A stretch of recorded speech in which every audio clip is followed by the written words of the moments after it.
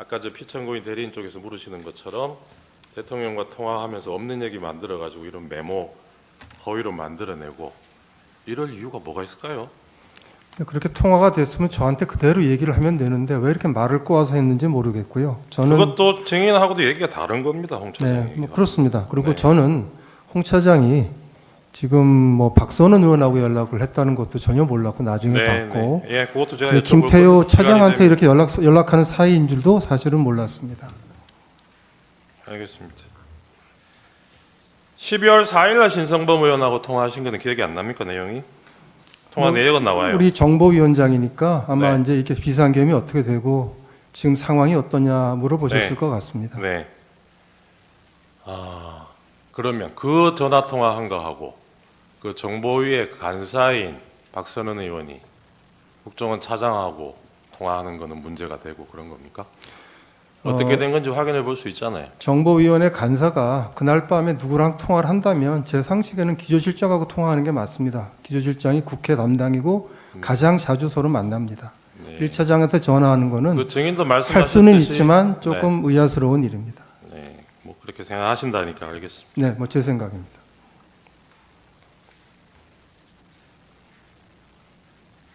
이날 정보위에서 이런 설명 시간이 마련된 것은 신성범 의원이 조선일보 기사 보고 홍장원에게 전화를 걸어서 먼저 국회로 오라고 해서 이런 자리가 마련된 건 알고 계시죠? 제가 신성범 위원장 전화했을 때 신 위원장은 저한테 홍장원 차장이 온다고 해서 오라고 했습니다라고 했습니다. 그래요? 예. 나중에 보니까 또 다른 얘기 나온 거 물론 나중에는 봤습니다. 전화는 먼저 하기는 한 걸로 나와요. 통화 내역을 보면 신성범 의원이 홍 차장한테. 네. 네.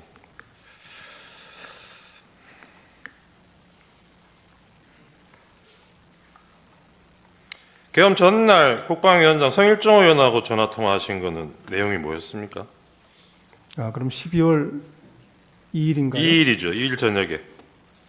성일정 의원은 친분이 제가 있으니까 전화를 가끔은 합니다. 네. 글쎄요, 당장은 기억이 나지 않습니다.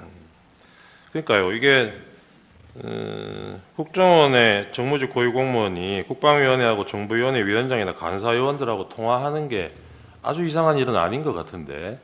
아주 이상한 일은 아니지만 그때 누구 한 사람을 찍어서 네. 박선원 간사가 물어본다면 기조실장이 더 자연스럽습니다.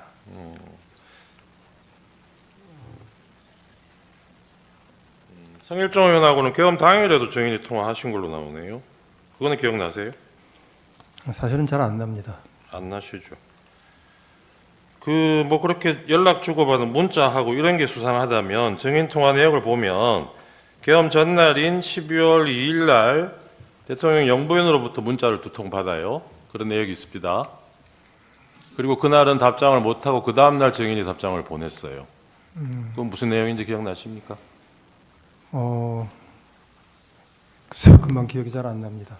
그런 내용을 이 민감한 시기에 주고받았다는 걸로 누가 의심을 하면 어떻게 답변하시겠어요? 결국 뭐가 남아 있으면 그걸 보시면 판단이 되지 않을까 싶습니다. 예. 근데 지금 증인은 남아 있는 것도 없는데 의심을 하셨잖아요. 무슨 말씀이신지 잘 아까 질문을 이해하지 못했습니다. 그 야당 의원하고 1차장하고 이 무렵에 연락 주고받은 게 이상하다고 의심을 그러니까 하셨잖아요. 12월 3일 밤 12시가 넘어서 계엄과 관련해서 네. 야당 정보위 간사가 연락을 한다면 제가 아니면 기조실장이 더 자연스러울 거라고 말씀드렸습니다. 그러니까요. 그렇게 접근을 하자면 계엄 전날, 당일날 영부인하고 문자 주고받은 거는 더 이상하지 않나요? 국정원장이 영부인하고 왜 문자 주고받습니까? 자주 있는 일은 아니었습니다. 예.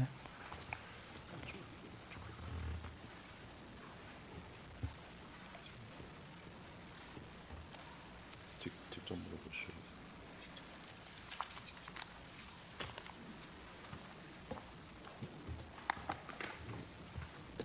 예, 증인.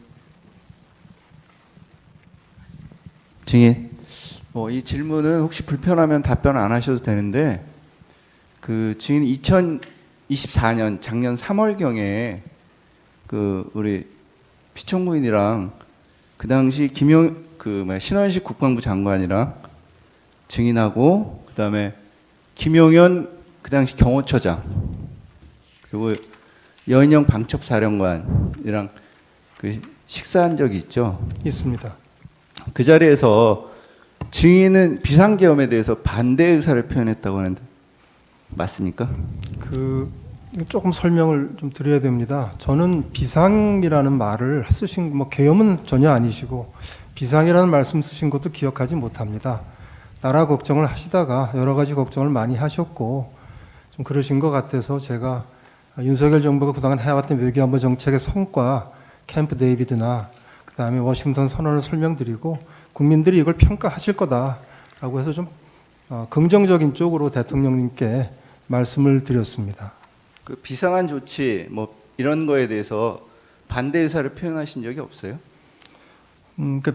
좀 이렇게 부정적인 생각을 하시지 않고 긍정적으로 하시고 국민들한테 평가를 받으실 수 있을 거다라고 얘기를 했지. 제가 비상이라는 말 나온 것도 기억을 못 하는데 반대할 건 없었습니다.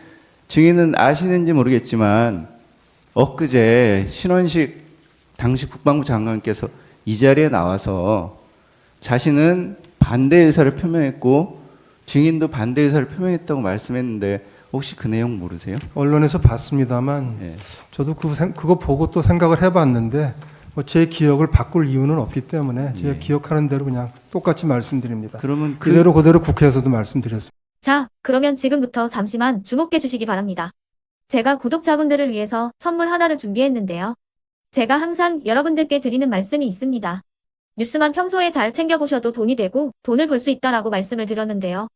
여러분들은 여기 보시는 삼성전자 뉴스를 보고 어떤 생각이 드세요? 아니면 정치인들의 뉴스, 날씨 뉴스를 보고는 어떤 생각이 드시나요? 그냥 뉴스만 보고 끝내는지 아니면 이 뉴스를 어떻게 이용할 수 있는지 이 부분을 고민하고 계시는지를 되물어보고 싶습니다. 그 이유가 뭐냐 하면 제가 지난번에 여러분들께 뭐라고 말씀을 드렸었죠? 지금은 반도체 섹터를 눈여겨보셔야 한다고 말씀드렸습니다. 그리고 나서 이런 썸네일들 뉴스를 통해서 많이 보셨을 겁니다. 반도체 내용이 이슈가 됐을 때 부자들은 어떻게 생각한다? 반도체 관련주들은 뭐가 있는지, 어떤 종목이 가장 좋은지, 어디에 투자해야 돈이 몰리는지 자연스럽게 생각한다고 제가 말씀을 드렸죠. 그 이유가 뭐냐 하면 부자들이 봤을 때는 이슈가 곧 돈으로 이어지고 그 이슈가 나에게 돈을 벌어준다는 경험적 확신이 있기 때문에 부자들은 항상 이런 사회적 이슈를 관심 있게 챙겨본다고 제가 말씀을 드렸습니다. 이번에도 마찬가지인데요. 제가 지난번에 시청자분들과 함께하는 주식으로 수익 내기 이벤트를 진행했었죠. 당연히 100% 무료로 진행을 했었고요. 여기 보시면 아시겠지만 제가 지난번에도 구독이라고 보내주신 모든 시청자분들께 반도체 관련주 중에 가장 크게 급등할 딱 한 종목, 많은 종목도 아니라 한미반도체 한 종목을 여러분들께 추천드렸어요. 그러면서 여기 나와 있는 대로 정확히 얼마에 매수해야 하는지, 그리고 수익률이 어느 정도 나왔을 때 팔아야 하는지를 이런 부분들까지 여러분들에게 정확히 알려드렸었는데 지금 실제로 어떻게 되었다? 오른쪽을 보시면 아시겠지만 제가 지난번 문자 발송으로 이 한미반도체를 소개해드리고 나서 실제로 이렇게 5배 이상 어마무시한 상승이 나왔습니다. 100만 원만 투자를 했어도 무려 500만 원이 넘는 수익금이 생긴 거죠. 그래서 당시에도 굉장히 많은 분들이 제가 드린 이 한미반도체로 수익을 내실 수가 있으셨을 텐데요. 다시 한번 축하드린다고 말씀을 드리겠고 이번에도 마찬가지입니다. 앞으로도 2024년, 2025년 계속해서 기대해볼 섹터는 AI입니다. 그 중에서도 AI 반도체는 그 누구도 부정할 수 없는 미래 성장 산업입니다. 그러면 우리가 어떻게 생각해 볼 수 있을까요? AI 반도체 종목 중에 앞으로 크게 대장 역할을 하면서 10배 이상 급등할 수 있는 텐베고 종목을 지금부터 열심히 추적해야 한다는 겁니다. 큰 돈을 투자하지 않더라도 월급의 일부분 아주 소액이라도 이 종목을 모아가야 수백 %의 수익률을 손에 쥘 수 있는 것이죠.